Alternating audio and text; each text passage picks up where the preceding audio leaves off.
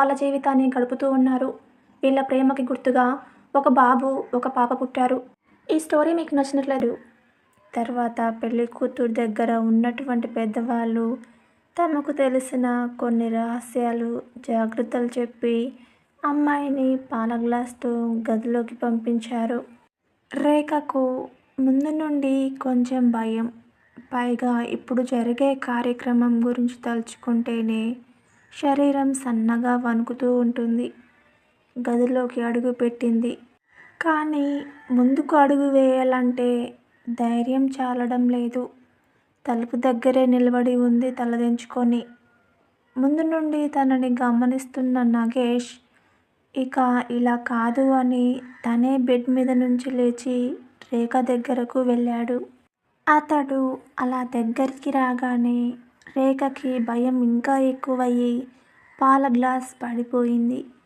కానీ చివరి నిమిషంలో నగేష్ ఆ గ్లాస్ పట్టుకొని, కూల్ రేఖ, ఎందుకు అంతలా భయపడతావు అని చెప్పి ఒక చేతితో గ్లాస్ పట్టుకొని ఇంకో చేయి రేఖ భుజం చుట్టూ వేసి బెడ్ దగ్గరకు తీసుకెళ్ళాడు.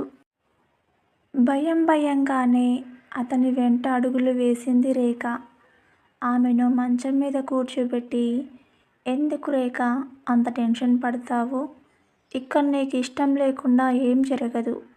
మొదటి రాత్రి అంటే ప్రతి అమ్మాయికి భయం, సిగ్గు సహజం. అవి పోగొట్టే బాధ్యత భర్తది. సరే, ముందు ఈ పాలు తాగు అంటూ తన చేతిలో ఉన్న పాల గ్లాస్ను అందించాడు నగేష్. ఆ గ్లాస్ తీసుకొని వాళ్ళ అమ్మ వాళ్ళు చెప్పింది మర్చిపోయి మొత్తం తాగేసింది. ఆ ప్రాసెస్లో కొన్ని ఆమె పెదవులపై నిలిస్తే, కొన్ని ఆమె మెడ మీద దారి చేసుకొని పరువాల వైపుకు వెళ్ళాయి. అరే, ఎందుకంత తొందర అంటుంటే పాలు అన్నీ తాగిన తర్వాత గ్లాస్ని పక్కనే ఉన్న టేబుల్ పైన నగేష్ని చూడగానే అప్పుడు గుర్తొచ్చింది వాళ్ళమ్మ చెప్పింది. వెంటనే బెడ్ మీద నుండి లేచి చేతులు నలుపుకుంటూ సారీ అండి అని చెప్పింది. ఇప్పుడు సారీ ఎందుకు చెప్తున్నావు అమూల్యంగా అడుగుతాడు నగేష్.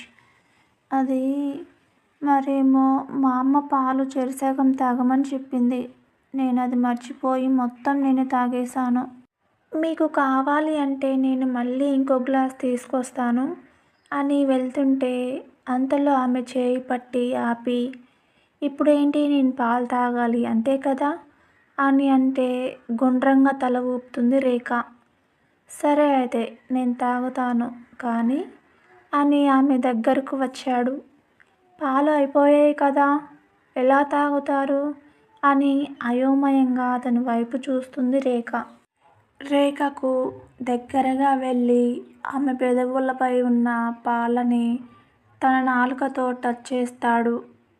నగేష్ చేసిన పనికి రేఖ గుండె చాలా ఫాస్ట్గా కొట్టుకుంటూ ఉంటే కళ్ళు పెద్దవి చేసి నగేష్ వైపు చూస్తూ నిలబడింది. ఏంటి అలా చూస్తున్నావు అని అంటే, నువ్వే చెప్పావుగా పాలు పంచుకోవాలని అని ఆమె మెడ మీద ఉన్న పాలను నాలుకతో తాగడం మొదలుపెట్టాడు. అతడు అలా చేయగానే రేఖ తన చీర కొంగు గట్టిగా పట్టుకుంది. అతడు మెడ మీద ఉన్న పాలను నాలుకతో స్పృశిస్తూ అలాగే కిందకు వచ్చి తన పరువాలకు చీరపై నుండే తన తలను అదిమి నిలబడి తన చేతులతో ఆమె నడుమును మేడుతూ ఉన్నాడు. అతడు చేసే పనులకు తనలో ఏదో తెలియని అలజడి, ఏదో కావాలి అన్న ఆత్రం. అది ఏంటి అని చెప్పలేని తను ఏం చేయాలో, ఎలా చెప్పాలో తెలియక నగేష్ తలను తన పరువాలకు ఇంకా అదిమి పట్టుకొని కళ్ళు మూసుకుంది. ఆమె చేసిన పనికి అతని పెదవులపై చిరునవ్వు వచ్చింది. అలాగే ఆమె గుండెల్లో తలని అణుచుతూ తన చేతులతో ఆమె పైట తొలగించాడు. ఆమె పరువాలు ఎప్పుడెప్పుడు ఆ బ్లౌజ్ నుండి విముక్తి పొందుతాయా అని ఆత్రంగా ఎదురు చూస్తూ ఉన్నాయి. వాటిని అలా చూసిన నగేషు ఆగలేక ఆమెను 2 చేతుల్లో ఎత్తుకొని బెడ్ మీద పడుకోబెట్టి తన షర్ట్ని తొలగించి ఆమె మీద కోరిగి ఆమె పరువాల బంధనాలను విడిపించే ప్రయత్నం మొదలుపెట్టాడు. ఒక ఉక్సు తీసి కొద్ది బహిర్గతమవుతున్న పరువాలను చూస్తూ ఉన్న నగేష్ ఇక ఆగలేక అన్నిటినీ ఫాస్ట్గా తీసేసి వాటిపై దాడికి దిగుతాడు. అతడు అలా చేయగానే రేఖ మత్తుగా మూలుగుతూ ఉంటుంది. ఆ మైకంలోని అతని తలని తన పరువాలకు గట్టిగా అదుముతూ మూలుగుతూ ఉంటుంది. ఆమె చేసే సౌండ్స్కి నగేష్ ఇంకా ఎక్కువ రెచ్చిపోయి ఆమె పరువాలపై దాడిని ఉధృతం చేస్తాడు. తర్వాత మెల్లగా ఆమె నడుం దగ్గర ముద్దులతో యుద్ధం ప్రారంభించి ఆమె బొడ్డులోని మకరందాన్ని తాగే పనిలో పడతాడు.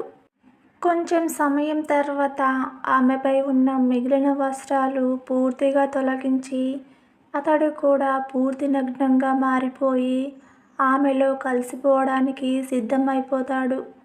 ఆమె కూడా అతడు చేస్తున్న పనులకు అడ్డు చెప్పకుండా అతనికి సహకరిస్తూ ఉంటుంది. అతడు మెల్లగా ఆమెపై చేరి ఆమెలోనికి ప్రవేశిస్తాడు. ముందుగా కొంచెం నొప్పిగా అనిపించి అరవబోయిన రేఖను గమనించిన నగేష్ అరుపు బయటకు రాకుండా ఇద్దరి పెదాలు జత చేశాడు. అతడు చేసిన పనికి ఆమె అరుపు నోట్లోనే ఆగిపోయి అతడి వీపుపై ఆమె గోర్లు దిగబడ్డాయి. ముందు నొప్పిగా అనిపించిన తర్వాత నొప్పి స్థానంలో అంతులని సుఖం చేరడంతో అసలు సుఖాన్ని అనుభవించే పనిలో నిమగ్నమైంది రేఖ. అతడు చేసే ప్రతి పనిని మధుర జ్ఞాపకంగా చేసుకొని అతనికి తన వంతు సహకారం అందించింది రేఖ. మొదటిలా ఆమెలో ఉన్న సిగ్గు భయం ఇప్పుడు లేకపోవడంతో ఒకరికి ఒకరు తెల్లవారే వరకు సహకరించుకుంటూ అల్లుపెరుతూ తెల్లవారుజామున అలసటతో అలాగే ఒకరి కౌగిల్లో ఒకరు ఉండి నిద్రలోకి జారుకున్నారు. ఉదయం ముందుగా మెలకువ వచ్చిన నగేష్కి తను ఆమె ఎద మీద ఉండటం గమనించి రాత్రి వారి మధ్య జరిగిన సంఘటన గుర్తు చేసుకొని తల ఎత్తి రేఖ వైపు చూసి ఆమె నుదుటిపై ముద్దు పెట్టి అలానే ఆమె వంపుల్లో తలదాచుకొని కళ్ళు మూసుకొని రాత్రి జ్ఞాపకాలను నెమరు చేసుకుంటూ ఉన్నాడు. ఇక తనపై పడుకొని ఉన్న నగేష్ను చూసి అతని తల నిమురుతూ రాత్రి జరిగిన దాన్ని గుర్తు చేసుకొని అతని తలపై ముద్దు పెట్టింది రేఖ. మెలకువ వచ్చిందని అర్థమైన నగేష్ ఆమె మీద నుండి పైకి లేచి ఆమె ముఖాన్ని చూస్తూ "నువ్వు బాగానే ఉన్నావుగా" అని లాలనగా అడిగాడు. అతడు ఎందుకు అడిగాడో అర్థమైన రేఖ చిరునవ్వుని సమాధానంగా ఇచ్చింది. అది చూసిన నగేష్ ముద్దు పెట్టి "థ్యాంక్స్ రా" అని "ప్లీజ్ మళ్ళీ ఇంకోసారి" అని ఆమె సమాధానం కూడా వినకుండా ఇద్దరు పెదాలను జత చేసి మళ్ళీ వాళ్ళ సంగమం మొదలుపెట్టారు. రేఖ కూడా కష్టంగా ఉన్నా ఇష్టంగా అతనికి సహకరిస్తూ మరికొన్ని జ్ఞాపకాలను మనసులో మాత్రమే దాచుకోవడానికి ప్రయత్నం చేసింది. ఆ రోజు నుండి వాళ్ళ జీవిత ప్రయాణం మొదలైంది. కష్టంలో సుఖంలో ఒకరికొకరు తోడుగా ఉంటూ వాళ్ళ జీవితాన్ని గడుపుతూ ఉన్నారు. వీళ్ళ ప్రేమకి గుర్తుగా ఒక బాబు ఒక పాప పుట్టారు.